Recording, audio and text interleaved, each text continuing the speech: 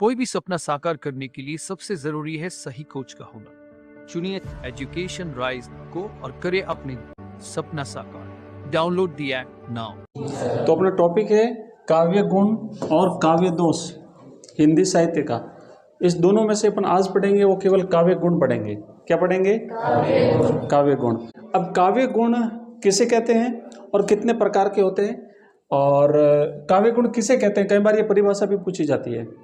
तो आपने पढ़ा होगा जो काव्य होता है ना, काव्य, उस काव्य को जब हम पढ़ते हैं तो पढ़ने से हमें आनंद की अनुभूति होती है। जो काव्य पढ़ के हमें अच्छा लगेगा उस काव्य को हम ज़्यादा पढ़ेंगे, और जो काव्य अच्छा नहीं लगेगा उसको हम नहीं पढ़ेंगे ना भाई, उसको नहीं पढ़ेंगे। क्यों पढ़ेंगे? तो अच्छा कब लगता है? जब हमें रस का आस्वाद होगा, रस मिलेगा, उसमें से रस निकलेगा काव्य में से, और रस नहीं निकलेगा तो मज़ा नहीं आएगा ना काव्य पढ़ने से। तो जिस काव्य को पढ़ने से हमें रस की अनुभूति होती है, उस काव्य को पढ़ने से आनंद मिलता है, या फिर उस काव्य को पढ़ने से हमारे शरीर में जोश उत्पन्न होता है, या उस काव्य को पढ़ने से मन प्रसन्नचित हो जाता है। तो ये सारी चीजें रस पर निर्भर करती है।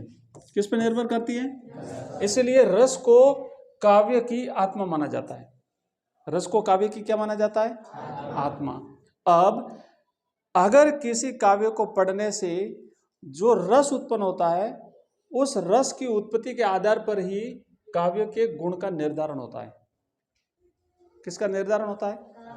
जो काव्य, ऐसा तत्व जो उस रस का उत्कर्ष करे, यानी उस रस को बढ़ाए, वो काव्य का गुण कहलाता है। और ऐसा तत्व जो उस रस को कम करे, या उस रस को उत्पन्न करने से रोके, या उसमें बाधा उत्पन्न करे, वो काव्य का दोष कहलाता है। अब समझ में आया? काव्य गुण किसे कहते हैं?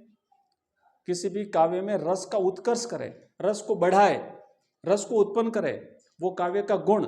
और रस को घटाए, रस को कम करे, या रस को उत्पन्न होने में बाधा उत्पन्न करे, वो काव्य का दोष कहलाता है। तो अब तो समझ में आया कि रस किसे कहते हैं, काव्य का गुण किसे कहते हैं। रस के उत्कर्ष में सहायक तत्वों को क्या कहा जाता है? काव्य के गुण कहा जाता है। देखो, जिस प्रकार आत्मा के अनेक गुण या धर्म होते हैं, आत्मा होती है ना हमारे शरीर में, उसके अनेक गुण होते हैं। जैसे मान लो सूरता, कोई आदमी सूरवीर होता है, कोई आदमी डरपोक होता है, कोई कायर होता है। तो सूरता उसका गुण है कि नहीं है? कायरता भी उसका गुण है। ये सब है ना, ये उस रस के आधार पर ये उसके गुण होते हैं, उस आत्मा के। तो उसी प्रकार काव्य के जो गुण होते हैं, वो काव्य के रस कहलाते हैं। यह काव्य के नित्य धर्म होकर रस का उत्कर्ष बढ़ाते हैं। उत्कर्ष का मतलब उसे बढ़ाना, उत्कर्ष करना। गुण के प्रयोग से काव्य की सरसता में वृद्धि होती है, और गुण का अभाव काव्य में दोष उत्पन्न करता है। अगर गुण उसमें उत्पन्न है तो काव्य अच्छा बनेगा, और अगर उसमें गुण की कमी है तो उसमें दोष उत्पन्न होगा। भाई क्या उत्पन्न होगा? दोष उत्पन्न होगा। और गुणहीन काव्य जो है वो अधम कोटि का काव्य माना जाता है। ठीक है भाई, जिसमें गुण नहीं है ऐसे काव्य को क्या माना जाता है? अधम कोटि का काव्य माना जाता है। अब थोड़ा सा ना एक रीति आप लोग याद रखिएगा, कई बार यहाँ से अगर प्रश्न बन जाए तो आपको ध्यान रखना है। ज़्यादा विस्तार से तो हम इसे नहीं पढ़ेंगे, बस आपको इतना सा याद रखना है कि जो माधुर्य गुण है, 3 प्रकार के गुण है, माधुर्य गुण, प्रसाद गुण और ओज गुण। उसमें जो माधुर्य गुण है, उस माधुर्य गुण की जो रीति है वो है वैदर्भी रीति। ये विदर्भ प्रदेश में ज़्यादा प्रयोग किया जाता था ये काव्य गुण, इसलिए इसकी रीति कौन सी है? वैदर्भी रीति। प्रसाद गुण ये पांचाल प्रदेश में ज़्यादा यूज किया जाता था, और इसकी जो रीति है वो पांचाली रीति है। और जो ओज गुण है, इसकी रीति है वो गौड़ी रीति है। इसमें मतलब कठोर वर्णों का प्रयोग किया जाता है, जो कान को कटु लगते हैं, कठोर वर्ण होते हैं। तो ये 3 रीतियां आप लोग याद रखेंगे। ठीक है भाई। अब देखो, जो काव्य के गुण हैं उसकी अलग अलग आचार्यों ने परिभाषा दी है, और अलग अलग प्रकार के काव्य के गुण बताए हैं। तो किसने कितने माने, एक हल्का सा आपको याद रखना है कि आचार्य भरत मुनि और आचार्य दंडी ने काव्य के 10 गुण माने हैं। भरत मुनि ने और आचार्य दंडी ने कितने माने हैं? 10 गुण माने। अब 10 के नाम दिए, आपको 10 के नाम याद करने की आवश्यकता नहीं है, बट 10 माने हैं, इतना याद रखना। प्रश्न अगर बनता है कि आचार्य दंडी ने काव्य के कितने गुण माने हैं, तो 10, या आचार्य भरत ने कितने माने हैं, तो 10। आचार्य मम्मट ने काव्य प्रकाश, इनका ग्रंथ है, में सभी गुणों का समाहार किया। समाहार मतलब सबको जोड़ करके, और मुख्य रूप से 3 गुण माने, 3 गुण बताए। और वो 3 गुण कौन कौन से हैं? माधुर्य गुण, प्रसाद गुण और ओज गुण। अब हम एक एक करके इन तीनों गुणों को पढ़ेंगे। तो सबसे पहले हम पढ़ेंगे माधुर्य गुण। लिखना है आपको, कुछ चीजें नोट करते जाएंगे। माधुर्य शब्द का अर्थ होता है मधुरता। क्या होता है भाई? मधुरता। मधुरता मतलब मीठा। जो हमें, जो जैसे किसी चीज को जब हम खाते हैं तो स्वाद जिसका मीठा होता है उसमें मधुरता होती है, उसमें मिठास होती है। ठीक है, तो माधुर्य का अर्थ होता है मीठा। और मीठा कैसा? शहद जैसे। शहद होता है ना, शहद, मधु। हाँ, तो वो मधु जैसा मीठा, उसमें माधुर्य गुण। जिस गुण के कारण किसी काव्य रचना में मधुरता उत्पन्न हो जाए, मिठास उत्पन्न हो जाए। क्या उत्पन्न हो जाए? मिठास उत्पन्न हो जाए, उसको माधुर्य गुण कहते हैं। कोई भी काव्य रचना, कोई काव्य पंक्ति जिसको हम पढ़ते हैं और पढ़ने से हमारे हृदय में मधुरता का आभास हो, मिठास उत्पन्न हो जाए, तो उसमें कौन सा गुण होता है भाई? माधुर्य गुण होता है। माधुर्य गुण वाली रचना के पठन श्रवण से, पठन मैंने पढ़ना, श्रवण मैंने सुनना, अगर आपने कोई ऐसी रचना पढ़ी या आपने कहीं से सुनी और उससे क्या होता है कि पाठक या श्रोता का मन या चित्त अगर द्रवित हो उठता है, पिघल जाता है और वह आनंदमय हो उठता है, तो इसका मतलब है कि उसमें माधुर्य गुण है। कैसा गुण है? तो अब इसकी एक लाइन में हम परिभाषा दे सकते हैं कि किसी काव्य रचना को पढ़ने या सुनने से श्रोता या पाठक का हृदय अगर द्रवित हो जाए, अगर आनंद की अनुभूति करे, तो वहां पे माधुर्य गुण होता है उस रचना में। कौन सा गुण होता है भाई? अर्थात अंतकरण को आनंद उल्लास से द्रवित करने वाली कोमल मधुर वर्णों से युक्त रचना माधुर्य गुण कहलाती है। माधुर्य है भाई। क्या है ये? माधुर्य। अब एक बात का ध्यान रखना, यहां से छोटा प्रश्न ये बन सकता है कि इस माधुर्य गुण में किस प्रकार के वर्णों का प्रयोग किया जाता है? तो मधुर मीठे वर्णों का प्रयोग किया जाता है। और कठोर वर्णों का प्रयोग कौन से गुण में किया जाता है? ओज गुण में। ऐसे ये पूछा जा सकता है, छोटे छोटे प्रश्न बन सकते हैं, इसलिए आप लोग याद रखोगे। आह्लाद माधुर्य गुण का प्रमुख भाव है, इसको अंडरलाइन कर लेना। अगर मान लो आ जाता है, आह्लाद का मतलब होता है अभिभूत हो जाना, आनंद से अभिभूत हो जाना। क्या हो जाना? आनंद से अभिभूत हो जाना। अब चलो इसकी सामान्य विशेषताएं देख लेते हैं और उसके बाद हम इसके एक शानदार एक दो उदाहरण भी हम देखेंगे। माधुर्य गुण में ये छोटे छोटे प्रश्न यहां से बनेंगे, इसलिए सारी चीजें आपको याद तो रखनी पड़ेगी भाई। माधुर्य गुण में समास रहित, मधुर और कोमल शब्दावली का प्रयोग होता है। समास रहित का मतलब छोटे छोटे वाक्य, ज्यादा बड़े बड़े नहीं।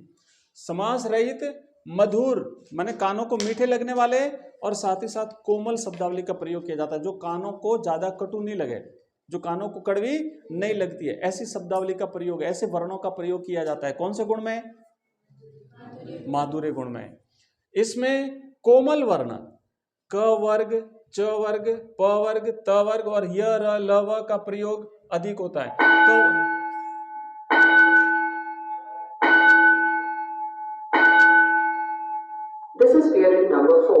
क वर्ग का मतलब समझते हो?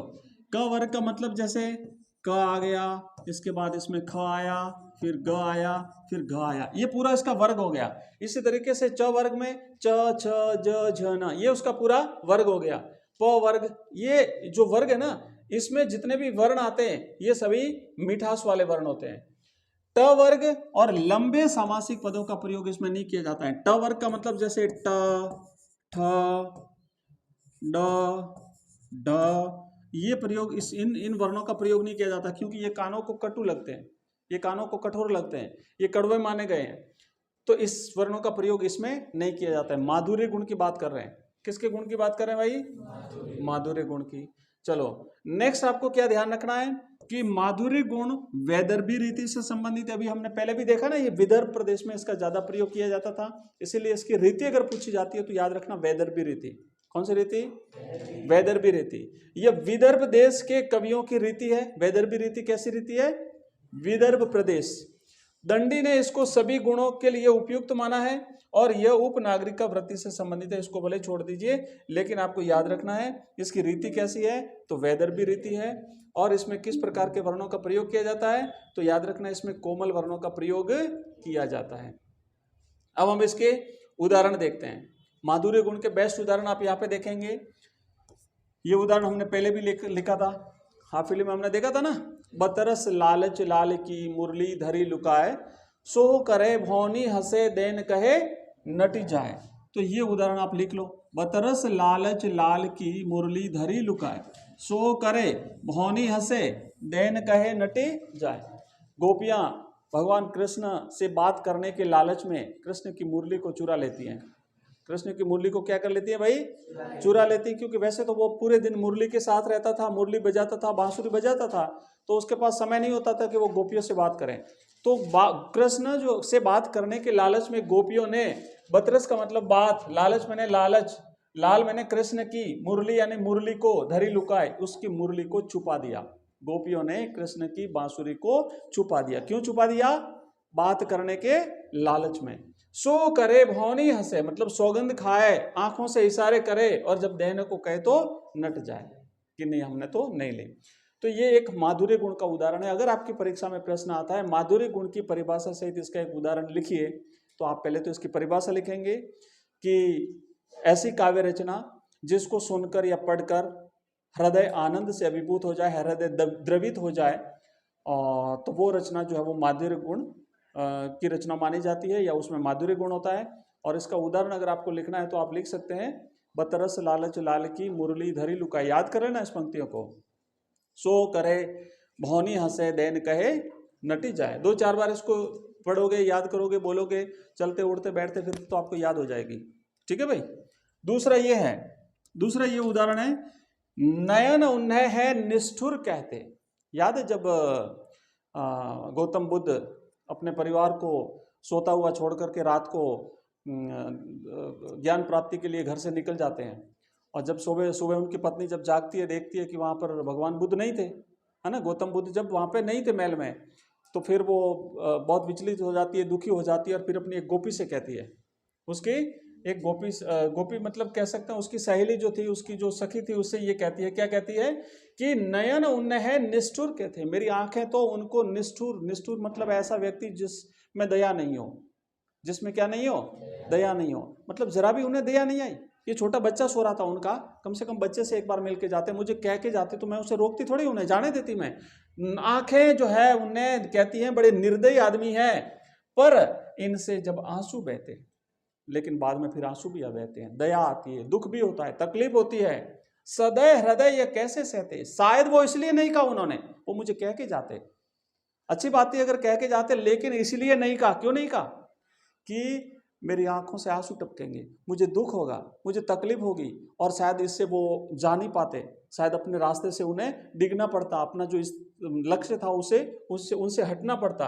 ये सदैव मतलब ये दयालु हृदय उसे कैसे सह पाता, गए तरस ही खाते, उन्हें दया आ जाती, सखी वे मुझसे कहकर जाते, पर फिर भी कह रही, हे सखी एक बार वो मुझसे कह के तो जाते, एक बार वो मुझे बता के तो जाते कि भाई मैं अपने आध्यात्मिक लक्ष्य को पाने के लिए, मैं ज्ञान प्राप्ति की खोज के लिए मैं घर से निकल रहा हूँ, इतना मुझे कह करके जाते, पर वो बिना कहे चले गए, ये तो भाई अच्छी बात नहीं है।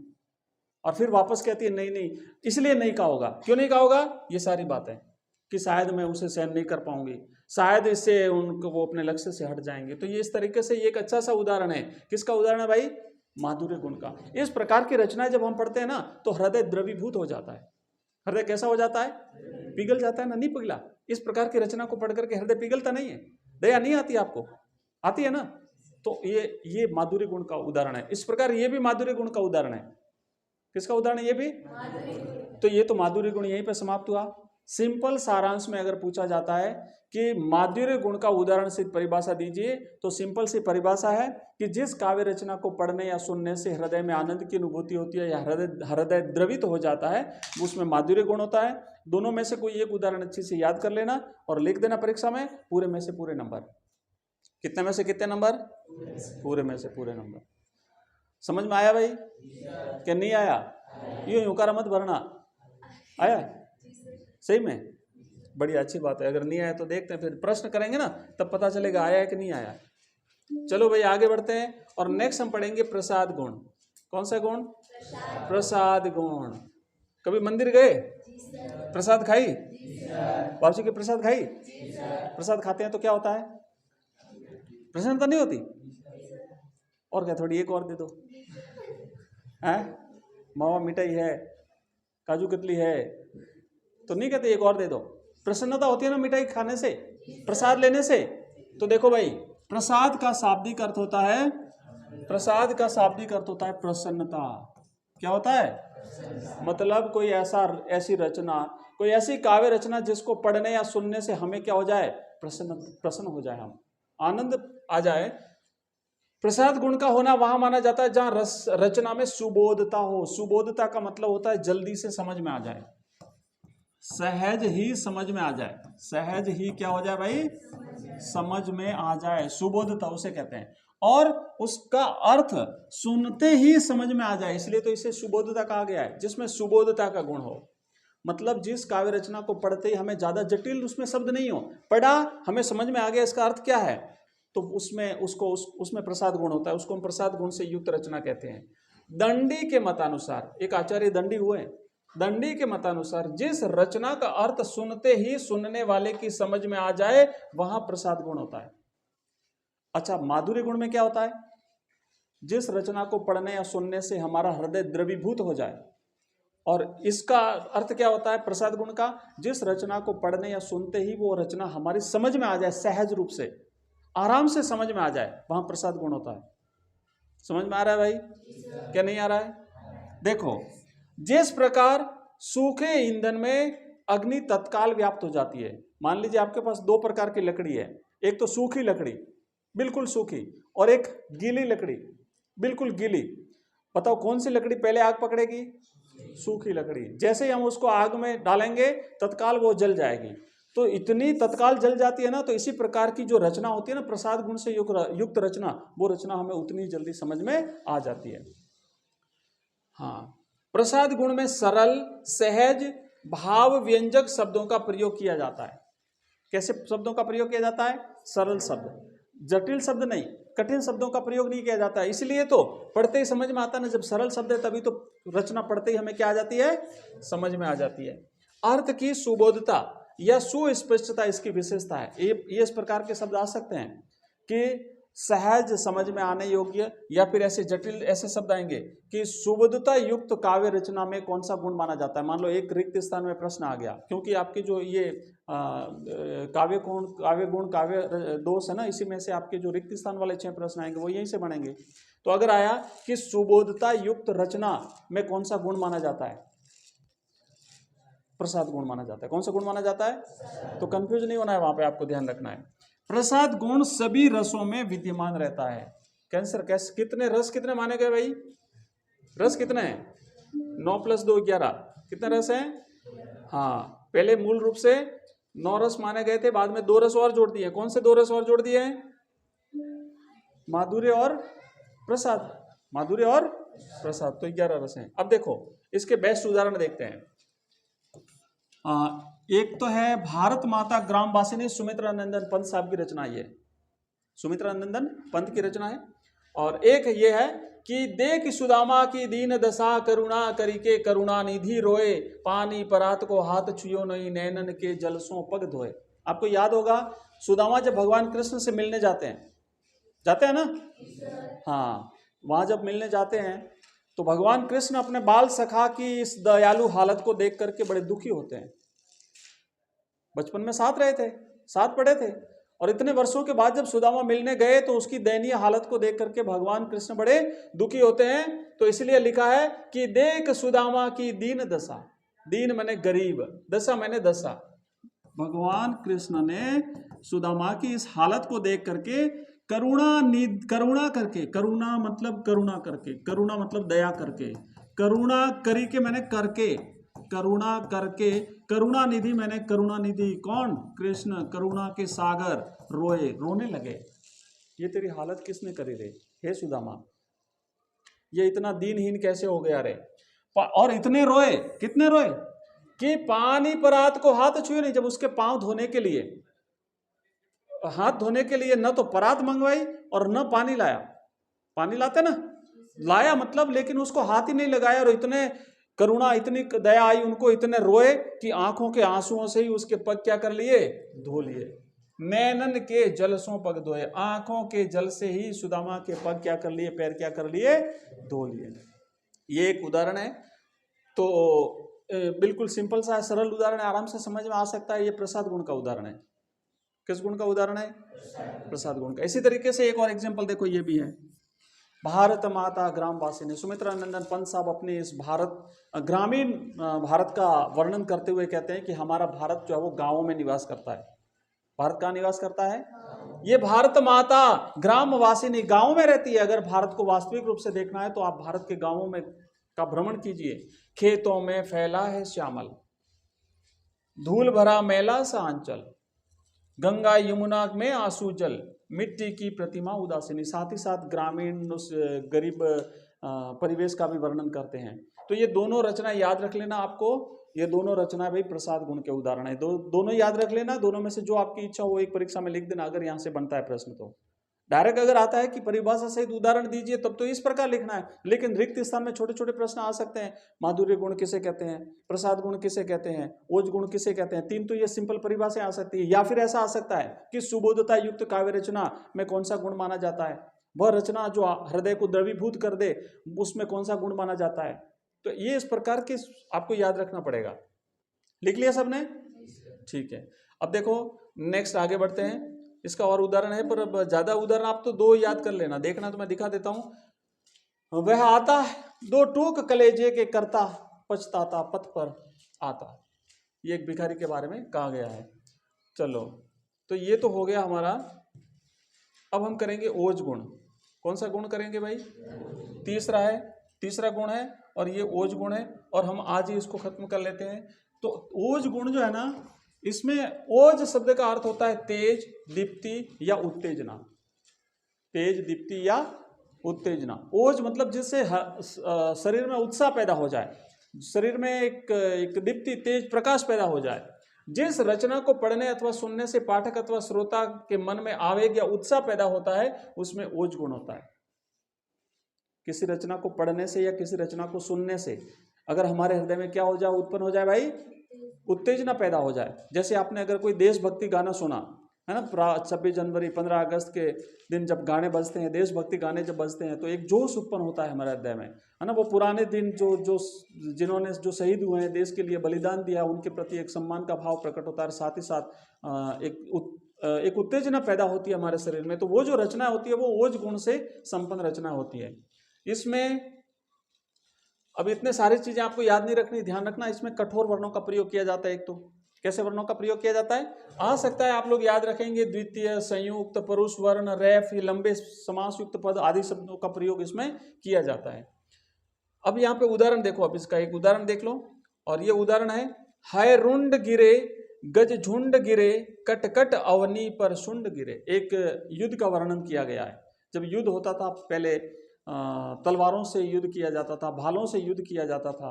तो तलवारों से कट करके जो धड़ और सिर जब पड़े होते थे वहां पे, तो उस दृश्य को देख करके किसी कवि ने इस प्रकार का वर्णन किया। तो इस प्रकार के वर्णन से क्या होता था, पहले जो सेनाएं होती थी ना, उसके सामने इस तरीके से जब गाया जाता था तो एक उत्तेजना पैदा होती थी और वो मरने मारने पर तैयार हो जाते थे। भू पर है विकल वितुंड गिरे, लड़ते लड़ते हरि झुंड गिरे। तो ये रचनाएं पढ़ने से उनके हृदय में एक उत्तेजना पैदा हो जाती थी, हृदय में एक जोश उत्पन्न हो जाता था। तो ये सारी रचनाएं जो है वो इस प्रकार की रचनाओं में ओज गुण होता है। तो इस तरीके से हमने आज पढ़ा है माधुर्य गुण, प्रसाद गुण और ओज गुण। तो काव्य के कितने गुण हुए भाई? 3 गुण हुए। तीनों गुणों का नाम, तीनों गुणों का आपको, तीनों गुणों की रीति याद रखना, और तीनों गुणों के आपको क्या याद रखना है, उदाहरण याद रखना है। ठीक है। और इनकी विशेषता भी याद रखना, क्योंकि रिक्त स्थान वाले प्रश्न बढ़ेंगे तो वहां से कहीं से भी प्रश्न बन सकता है। नेक्स्ट क्लास में हम करेंगे इससे बनने वाले प्रश्न, थोड़े ऑब्जेक्टिव टाइप के प्रश्न करेंगे, ताकि आपको सारी चीजें रिवाइंड हो जाएगी, फिर से याद आ जाएगी। कुछ रिक्त स्थान के भी इसके प्रश्न करेंगे, ठीक है, और बड़े प्रश्न भी करेंगे।